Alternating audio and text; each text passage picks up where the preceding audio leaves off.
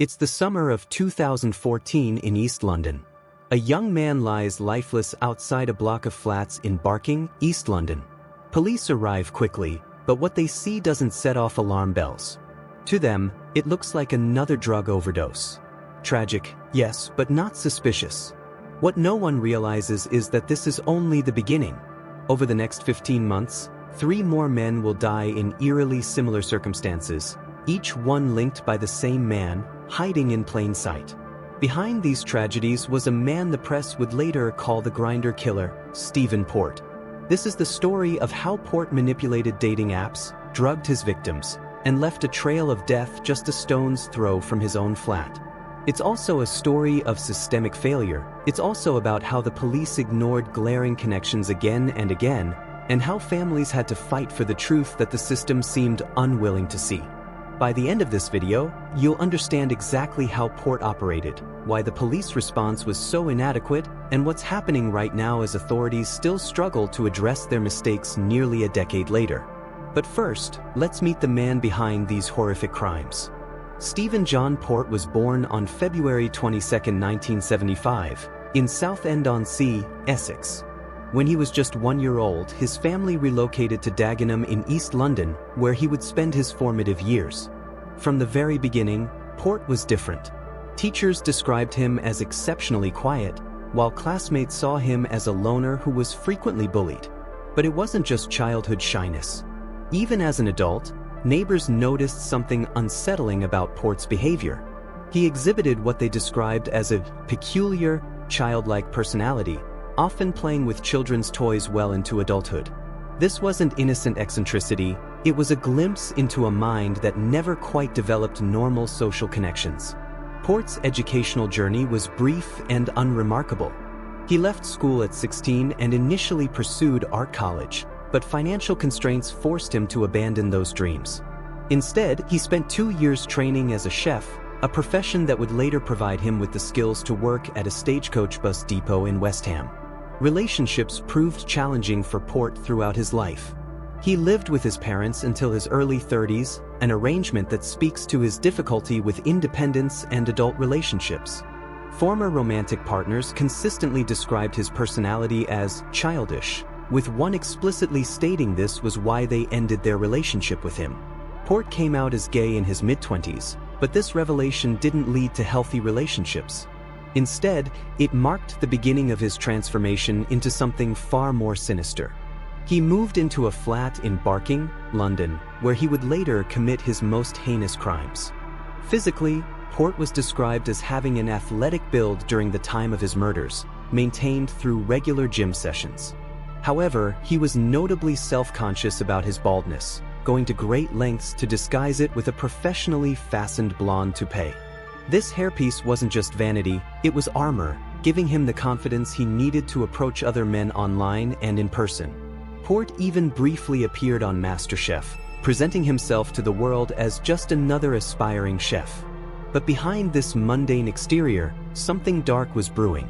By 2014, Stephen Port had discovered the perfect hunting ground, the internet. Dating apps and social networks had revolutionized how people meet, but for predators like Port, they provided unprecedented access to potential victims. He wasn't content with just one platform. Port cast his net wide across an extensive network of sites and apps. His digital arsenal included Grindr, Hornet, FitLads, Badoo, Gaydar, Flirt, Daddy Hunt, Planet Romeo, Manhunt, Slave Boys, Couchsurfing, and a site called Sleepy Boy. Each platform gave him a different angle, a different way to approach and manipulate potential victims. But Port didn't just rely on his natural charm. He was a master of digital deception. He constructed elaborate fake biographies, reinventing himself with each new profile. In some personas, he claimed to have graduated from Oxford University and served in the Royal Navy. In others, he presented himself as a special needs teacher. These weren't casual lies. They were carefully crafted narratives designed to appeal to different types of victims. The psychology behind Port's deception reveals a lot about how modern predators operate. By creating these false identities, he could become whoever his potential victim might find most attractive or trustworthy. The military service suggested strength and reliability. The Oxford education implied intelligence and sophistication. The special needs teacher persona projected compassion and caring.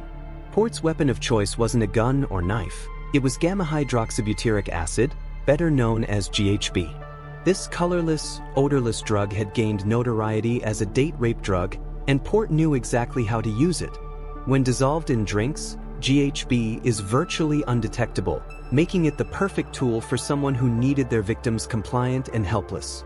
But Port wasn't just using GHB on his victims. Court records reveal he was a regular user of multiple substances himself, including amyl nitrite, poppers, Viagra, mephedrone, crystal methamphetamine, and GHB in its liquid form, known as GBL. This cocktail of drugs suggests someone living in a chemically altered reality where normal inhibitions and moral boundaries had completely eroded. The prosecution would later establish that Port's method was devastatingly simple: lure victims to his flat, drug their drinks, rape them while they were unconscious, and then administer fatal overdoses. It was a calculated, repeatable process that he refined with each victim. Anthony Walgate was just 23 years old when Stephen Port contacted him on June 17, 2014. A fashion student with a bright future ahead of him, Anthony occasionally worked as an escort to support himself through his studies. It was through this work that Port approached him, pretending to be a potential client seeking companionship. Anthony had no way of knowing that accepting this seemingly routine appointment would cost him his life. At Port's flat in Barking, he was drugged with GHB and brutally assaulted. Then Port administered what would prove to be a fatal overdose, watching as the young man's life slipped away. The next morning, Port faced a dilemma that would reveal the calculating nature of his personality. Rather than call for help or confess to what he had done, he methodically moved Anthony's body outside his flat and placed an anonymous call for an ambulance. By 8 a.m., Port dialed 999. His voice was flat, almost rehearsed. He said he had found a young man collapsed outside his flat. When paramedics arrived, they found Anthony dead from an overdose of GHB. But here's the catch: Port never admitted to knowing Anthony beforehand. He left out that they had arranged the meeting. Only later would investigators learn he had administered the drugs himself. Police arrived, and despite the suspicious circumstances, they didn't connect the dots. Port was questioned but only convicted later of perverting the course of justice for lying about what happened. He served just a few months in prison and was released back into the community with an electronic tag. Anthony's death should have raised alarms. Instead, it became the first in what would be a series of murders that authorities inexplicably failed to connect. 3 months passed before Port claimed his second victim. Gabriel Kovari was 22 years old, a young man who had traveled from Slovakia to London with dreams of building a new life in the UK. Gabriel was gentle, artistic, and openly gay. Friends described him as bright, adventurous, and eager to start a new chapter in the city. He met Port through an online forum, and within weeks of moving in with him as a supposed lodger, Gabriel was dead. Gabriel's body was discovered in the graveyard of St. Margaret's Church in Barking by a woman walking her dog. The location wasn't random, it was close enough to Port's flat to be convenient for body disposal, but removed enough to potentially avoid suspicion. This choice of location reveals Port's awareness that he needed to distance himself physically from his crimes. Port's third victim was a 21-year-old Daniel Whitworth. A chef from Gravesend in Kent, Daniel was building a life and career when Port's predatory behavior cut it tragically short. But Port's disposal of Daniel's body revealed an even more sinister aspect of his crimes. In a move that demonstrates his calculating nature, Port planted a fake suicide note with Daniel's body.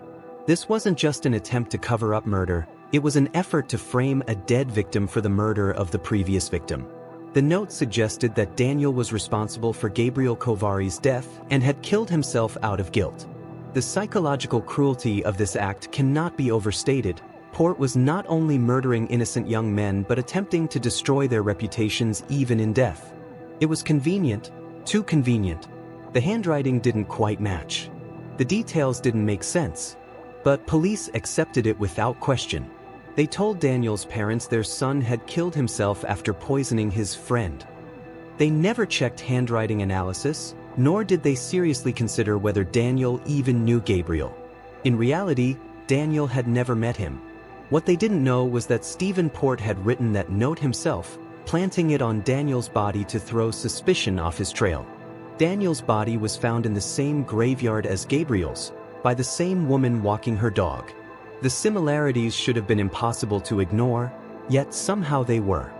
For a while, things went quiet. Nearly a year later, in September 2015, Port struck again. Jack Taylor, 25 years old, became his final victim before he was arrested. A forklift truck driver who lived with his parents in Dagenham, Jack had his whole life ahead of him when Port's predatory behavior ended it. Jack was down to earth and very close to his sisters. His family later described him as kind, loyal, and the type of person who would do anything for those he loved. Through Grindr, Port lured Jack to his flat. Once again, he drugged him with a fatal dose of GHB. Jack's body was discovered in the park adjacent to the graveyard where the two previous victims had been found. The pattern was now undeniable. 4 young men, all found within a small radius of Port's flat, all killed by GHB overdoses, all within a 16-month period. The families of Gabriel, Daniel, and Jack were desperate for answers. They pleaded with police to investigate further, pointing out the similarities between the cases. Each time, they were brushed aside. Officers assured them these were tragic but unrelated overdoses. The pattern was obvious to anyone paying attention, except, it seemed, to the Metropolitan Police. What happened next represents such a catastrophic failure of basic police work that it's almost difficult to believe. Despite 4 bodies being found in the same small area of Barking within 16 months, despite all 4 victims dying from the same drug overdose, despite clear patterns emerging that screamed serial killer, the Metropolitan Police failed to connect these deaths. The failures began immediately with Anthony Walgate's death. Port was questioned about the circumstances, but his story kept changing, a clear red flag that should have triggered intensive investigation. Instead, he was merely convicted of perverting the course of justice in March 2015, sentenced to 8 months, and released in June with an electronic tag. A man who had already committed murder was walking free and ready to kill again. When Gabriel Kovari's body was discovered, crucial opportunities were missed. John Tape, Gabriel's previous landlord, demonstrated more investigative initiative than the entire Barking and Dagenham police force. Concerned about the circumstances of Gabriel's death, Pape conducted his own internet research and was astonished to discover the similarities with Anthony Walgate's death, particularly the locations where both bodies were found. Pape contacted the police, demanding to know whether they thought the cases might be linked or could involve murder, as he was concerned for his own personal safety. The response was shocking in its complacency. He was assured the cases were not linked and were not being investigated as suspicious. When Pape offered to be interviewed because he might have relevant information about Gabriel's last movements, no one contacted him, even after organizations like Pink News contacted the police on his behalf. The woman who found both Gabriel's and Daniel's bodies encountered similar police indifference. Finding 2 bodies in the same location, in almost exactly the same position, just 2 weeks apart, she reported thinking that Barking and Dagenham police had no idea what they were doing not to connect the 2 cases. The handling of Daniel Whitworth's death reveals perhaps the most egregious failures. When police informed his stepmother of his death, they led her to believe he had overdosed on drugs, despite no investigation having taken place. They dismissed bruising under his arms that a coroner later stated meant third-party involvement could not be ruled out. The supposed suicide note left with Daniel's body was treated with shocking casualness. Police sent a small fragment to Daniel's father and stepmother, asking them to verify whether it was his handwriting. Although they said they were unsure, Barking and Dagenham police recorded this as confirmation it was Daniel's handwriting without submitting the note for expert analysis. When the family was later shown the complete document, Daniel's father immediately said he saw nothing to indicate it had been written by his son. The family asked about investigating who was meant by the guy I was with last night, mentioned in the note, but were told it would never be possible to find out all the answers. When they asked about challenging the open verdict, Daniel's stepmother encountered what she described as an attitude of, "It is what it is, deal with it. Jack Taylor's death exposed the same pattern of investigative negligence. His sister reported that police simply told the family Jack's dead and accepted the syringe in his pocket, white powder in his wallet, and needle marks on his arm as evidence he had overdosed alone, despite Jack being strongly anti-drugs. 11 days after Jack's death, his sisters contacted Barking and Dagenham police for an update and were astonished to discover no investigation was taking place. When they conducted their own research and found the 3 previous cases, police denied any connection. It was only through the sisters' persistence that any progress was made. 2 weeks after Jack's death, police finally agreed to take them to where his body was found. At Barking Station, they revealed that CCTV footage showed Jack with another man, information the family had not been told despite its obvious importance. More shocking still, police weren't attempting to identify this other man. When the sisters questioned this decision, a sergeant later contacted them to say that upon review, the footage did not show Jack entering the churchyard alone after all. They demanded that images of the other man be made public to identify him. Police were initially reluctant, claiming they didn't normally release CCTV images, but eventually gave in. 2 days later, Stephen Port was identified and arrested. Think about that timeline for a moment. It took the persistence of grieving family members, not professional police work, to finally capture a serial killer who had been hiding in plain sight for over a year. Stephen Port's eventual capture led to a comprehensive investigation that revealed the full scope of his crimes. In 2015, he was charged with 4 counts of murder and 4 of administering poison. By June 2016, prosecutors had added 6 more counts of administering poison, 7 charges of rape, and 4 of sexual assault. He also faced 4 alternative charges of manslaughter. Port appeared via video link from HM Prison Belmarsh and denied all charges, but the evidence against him was overwhelming. On November 23, 2016, he was convicted of murdering Anthony Walgate, Gabriel Kovari, Daniel Whitworth, and Jack Taylor, as well as multiple rapes, assaults by penetration, 10 counts of administering a substance with intent, and 4 sexual assaults. In total, 11 men were confirmed as victims of Port's crimes. The scale of Port's offending was staggering. Deputy Chief Crown Prosecutor Malcolm McHaffey described it as a series of murders and serious sexual offenses committed over 3 years, with Port manipulating and controlling his victims through the chilling and calculated use of the drug GHB. The case was described as technically challenging due to the significant amount of evidence from the numerous social media sites Port used. On November 25, 2016, Mr. Justice Openshaw sentenced Port to life imprisonment with a whole life order, meaning he will never be released. Port is currently incarcerated in HM Prison Belmarsh in southeast London.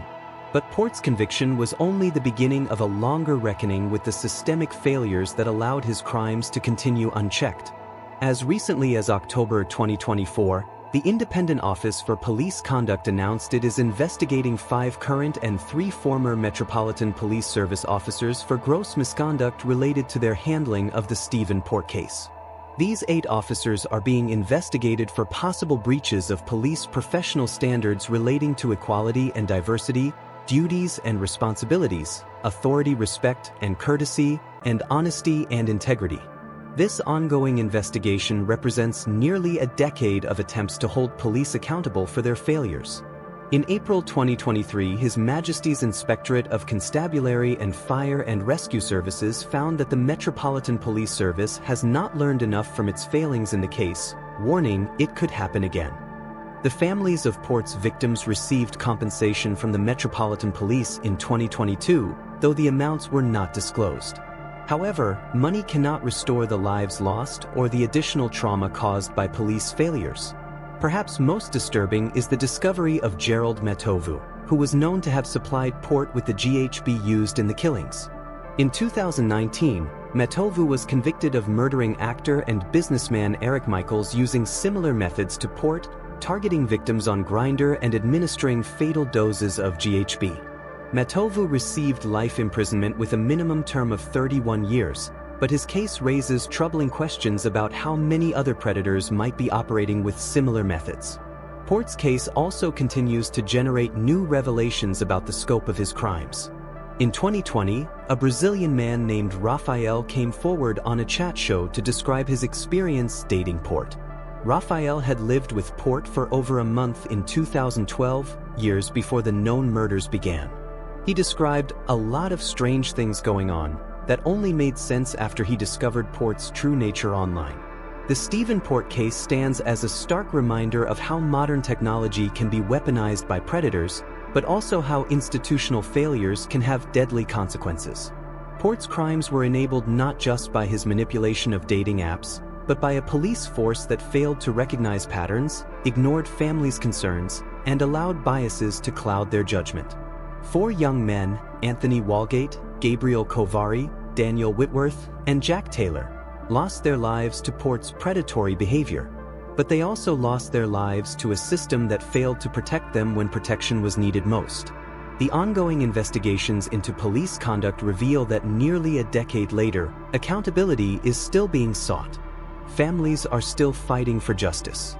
And questions remain about whether the lessons from this case have truly been learned. Port himself remains in prison, where he will spend the rest of his life. In August 2018, he lodged an appeal against his murder convictions, but this was rejected in November 2018. There will be no second chances for Stephen Port. The Metropolitan Police reported in 2016 that they were re-examining 58 unexplained deaths involving date rape drugs, though they stated there was no evidence linking Port to any of them. The question remains, in an age of digital dating and easily accessible drugs, how many other predators might be operating undetected? The Stephen Port case forces us to confront uncomfortable truths about online safety, institutional bias, and the importance of listening to victims' families. It reminds us that behind every true crime story are real people whose lives were cut tragically short. What aspects of this case do you find most disturbing? Port's methodical hunting of victims through dating apps, or the police failures that allowed him to continue killing? Do you think the ongoing investigations into police conduct will lead to meaningful changes, or are they just attempts to manage public relations? Do you believe the police ignored the warning signs because of bias or incompetence? Could more lives have been saved if the first death had been treated seriously? Have you ever encountered suspicious behavior on dating apps? What safety measures do you think people should take when meeting strangers online? How can online dating apps better protect their users from predators like Port? Let me know your thoughts in the comments below. If this case has affected you or raised concerns about online safety, please share resources and advice for others who might benefit from them. Remember to subscribe for more deep dives into cases that reveal the intersection of technology, crime, and justice. Hit the notification bell so you never miss our latest investigations into the cases that shape our understanding of modern crime. And most importantly, remember Anthony Walgate, Gabriel Kovari, Daniel Whitworth, and Jack Taylor, for young men whose lives mattered, whose deaths demanded justice, and whose stories serve as a warning that we must never stop fighting for truth and accountability. Thanks for watching, and I'll see you in the next video. Until then, stay safe, stay informed. Stay smart, and remember, sometimes the real danger hides behind a friendly smile and a fake profile.